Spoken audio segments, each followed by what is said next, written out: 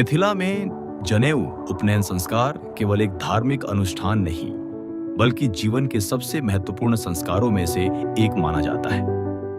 ये संस्कार बालक के बचपन से ज्ञान, अनुशासन और उत्तरदायित्वपूर्ण जीवन की ओर प्रवेश का प्रतीक है। मिथिला की परंपरा में इसे पूरे परिवार, कुल और समाज के उत्सव के रूप में मनाया जाता है। हर परंपरा की एक कहानी होती है और हर कहानी में छुपा होता है एक संस्कार। मिथिला, जहां हर जन्म, हर उत्सव और जीवन का हर पड़ाव संस्कारों से जुड़ा है। इन्हीं संस्कारों में से एक है जनेऊ संस्कार। यह केवल कंधे पर धारण किया जाने वाला एक धागा नहीं, बल्कि ज्ञान, अनुशासन और उत्तरदायित्व की ओर बढ़ाया गया पहला कदम है। वैदिक काल से चली आ रही उपनयन परंपरा मिथिला की धरती पर अपनी अलग पहचान के साथ जीवित रही। कहा जाता है, उपनयन का अर्थ है गुरु के समीप ले जाना। यहीं से एक बालक केवल परिवार का सदस्य नहीं रहता, बल्कि ज्ञान, धर्म और कर्तव्य के मार्ग पर चलने वाला विद्यार्थी बनता है। पहला दिन, कुल देवता एवं बांसकट्टी हर शुभ कार्य की शुरुआत आस्था से होती है और मिथिला में पहला दिन कुल देवता को नमन करके आरंभ होता है।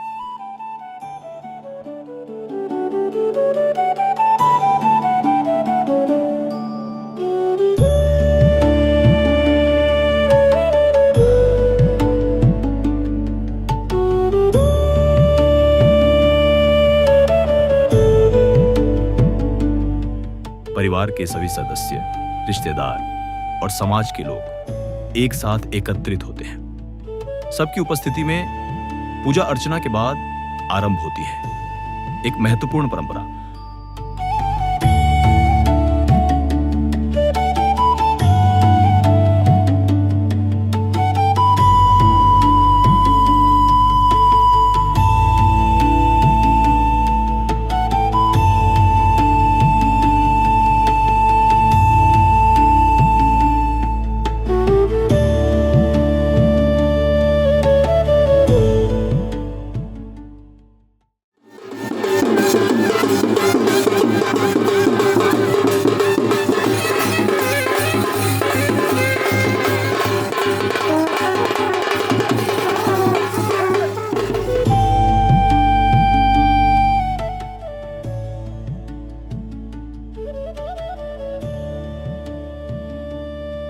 मिथिला में इसे बांसकट्टी कहा जाता है। वह पावन विधि जिसमें पूरे विधि विधान के साथ मंडप निर्माण के लिए शुभ बांस का चयन और कटाई की जाती है। इस शुभ अवसर पर परिवार के सभी सदस्य, रिश्तेदार और समाज के लोग एक साथ एकत्रित होते हैं, क्योंकि यह केवल एक रस्म नहीं, बल्कि पूरे समाज की सहभागिता का उत्सव है।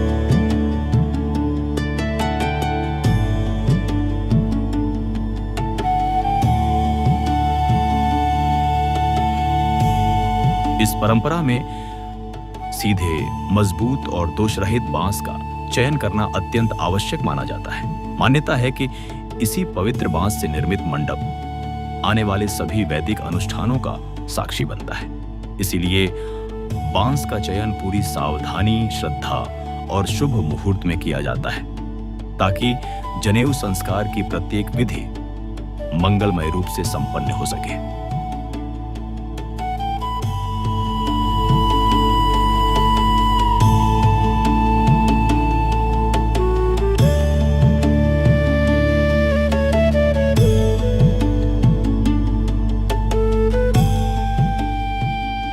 मिथिला की परंपरा में मंडप केवल एक संरचना नहीं, यह परिवार, समाज और संस्कृति को ये एक सूत्र में बांधने का प्रतीक है।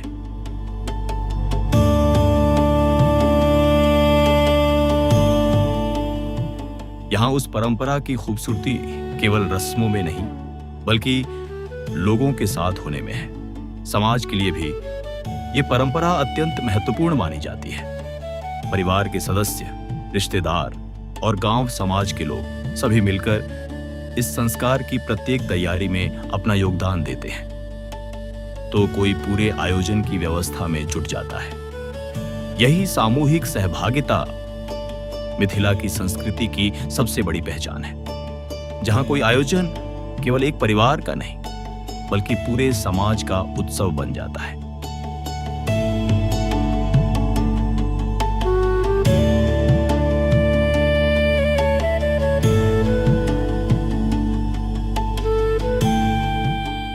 बसकट्टी की रस्म पूरी होने के बाद कुशल कारीगरों द्वारा यज्ञ मंडप निर्माण का कार्य प्रारंभ किया जाता है। बांस, रस्सियों और पारंपरिक शिल्प कला के सहारे एक निश्चित समय सीमा के भीतर इस पवित्र मंडप को आकार दिया जाता है।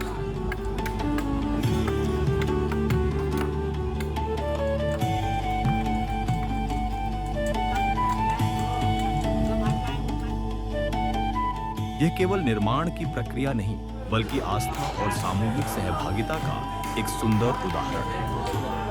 मंडप के निर्माण में जहां अनुभवी कारीगर अपनी कला का प्रदर्शन करते हैं,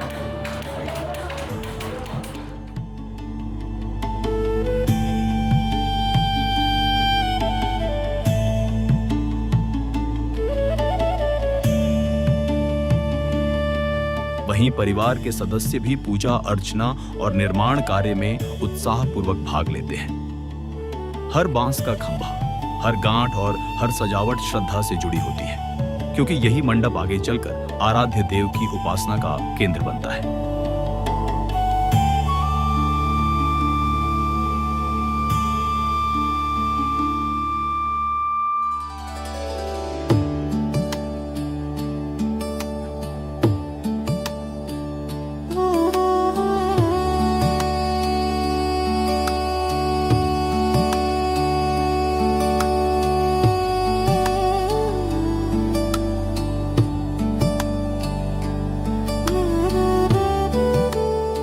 मिथिला की इस परंपरा में मंडप केवल बनाया नहीं जाता बल्कि पूरे समाज की आस्था, श्रम और समर्पण से रचा जाता है।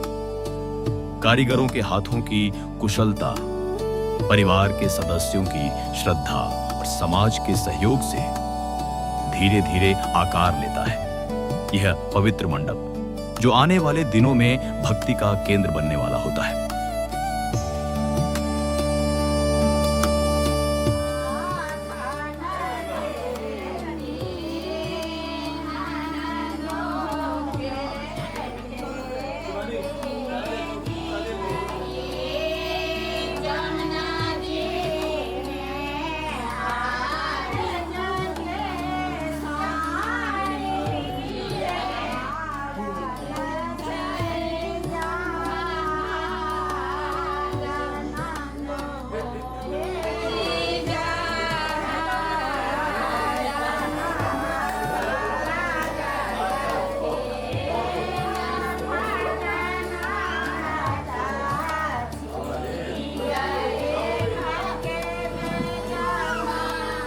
घर की महिलाएं पारंपरिक मैथिली मंगल गीतों की मधुर धुन में पूरे वातावरण को भक्तिमय बना देती है। उनकी हर स्वर में श्रद्धा है, आशीर्वाद है और पीढ़ियों से चली आ रही परंपरा की गूंज है।